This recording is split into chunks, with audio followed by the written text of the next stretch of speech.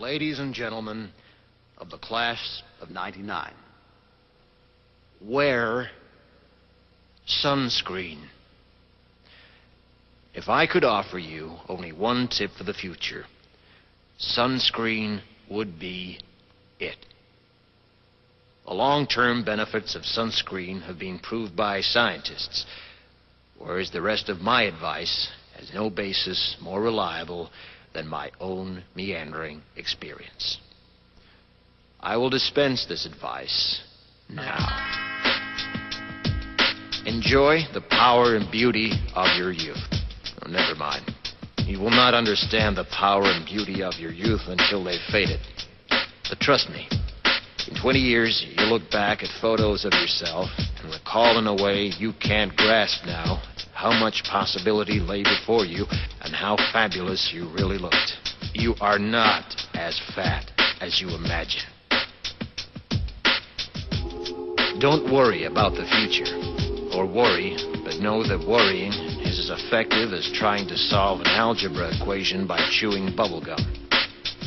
The real troubles in your life are apt to be things that never crossed your worried mind, the kind that blindsides you at 4 p.m. on some idle Tuesday.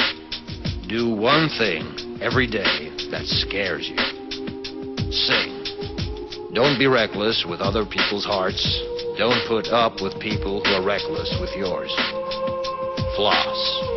Don't waste your time on jealousy. Sometimes you're ahead, sometimes you're behind. The race is long, and in the end, it's only with yourself. Remember compliments you receive. Forget the insults. If you succeed in doing this, tell me how. Keep your old love letters. Throw away your old bank statements. Stretch. Don't feel guilty if you don't know what you want to do with your life. The most interesting people I know didn't know at 22 what they wanted to do with their lives. Some of the most interesting 40-year-olds I know still don't. Get plenty of calcium. Be kind to your knees. You'll miss them when they're gone. Maybe you'll marry, maybe you won't. Maybe you'll have children, maybe you won't. Maybe you'll divorce at 40. Maybe you'll dance the funky chicken on your 75th wedding anniversary. Whatever you do, don't congratulate yourself too much, or berate yourself either. Your choices are half chance. So are everybody else's. Enjoy your body. Use it every way you can. Don't be afraid of it or what other people think of it. It's the greatest instrument you'll ever own. Dance. Even if you have nowhere to do it but in your own living room.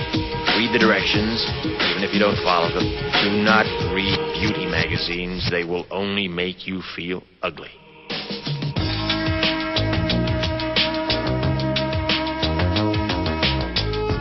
Get to know your parents. You never know when they'll be gone for good.